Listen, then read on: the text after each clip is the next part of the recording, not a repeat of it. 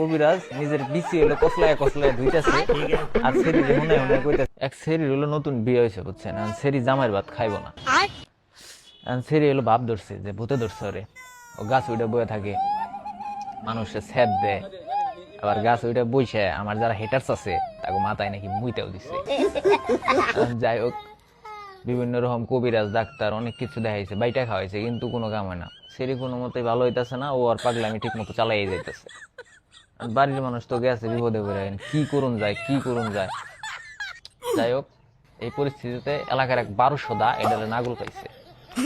সেরিও বাড়ি গেছে, যাই হোক, আমি তো বহুত বড় কবিরাজ, আমি এই মেয়েরে ভালো করে দেবো, চিকিৎসা করে দেবো। সেরির বাপ মা বিপদে পড়ে রয়েছে, আচ্ছা ঠিক আছে তুমি তাহলে চিকিৎসা দেও। মানে 1200 দা ও কইতাছে, কয় আমি চিকিৎসা দিব ঠিক আছে, কিন্তু আমার একটা নতুন লুঙ্গি, একটা নতুন গামছা, একটা নতুন মাটির পাতিল দেওয়া লাগবে। আনসারির বাপ মা কইছে আচ্ছা ঠিক আছে তুমি যা যা চাও সবই আমরা আইনা দিতেছি। এখন সবকিছু আইনা দিছে, আইনা দেওয়ার পরে এই কবিরাজ করছে কি, সেরির রুমের মধ্যে ঢুকছে, ওইকা দেখে সেরি টান টান হয়ে রয়েছে, হরেও না নরেও না।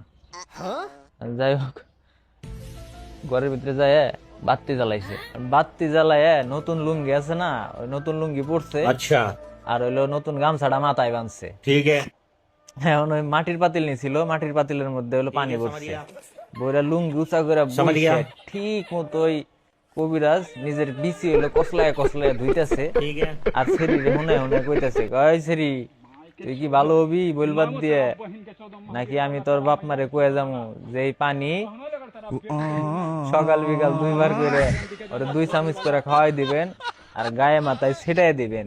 সেরি তো মানে ওটা হুই না, আর ওই কাম দেই হে হাল দিয়ে ওইটা এসে কবিরাজের পাও ধরছে, কই দুলা ভাই আমার ভুল হয়ে গেছে, আমি আজকে জামাইয়ের বাড়ি যাবো, আপনি এই পানি আমার বাপ মায়ের কাছে দিয়ে যাবেন না, আমি আপনার রোল কষলে না পানি খাইবার চাই না। যাই হোক, আপাতত ভালো হয়ে গেল গা। এখন আপনারা যারা নতুন নতুন বিয়ে হইতেছে এরকম ভুল করতেছেন, বাই চান্স যদি এরকম কবিরাজ কপালে পড়ে যায় তাহলে কিন্তু সর্বনাশ, আপুরা সাবধানে থাকবেন।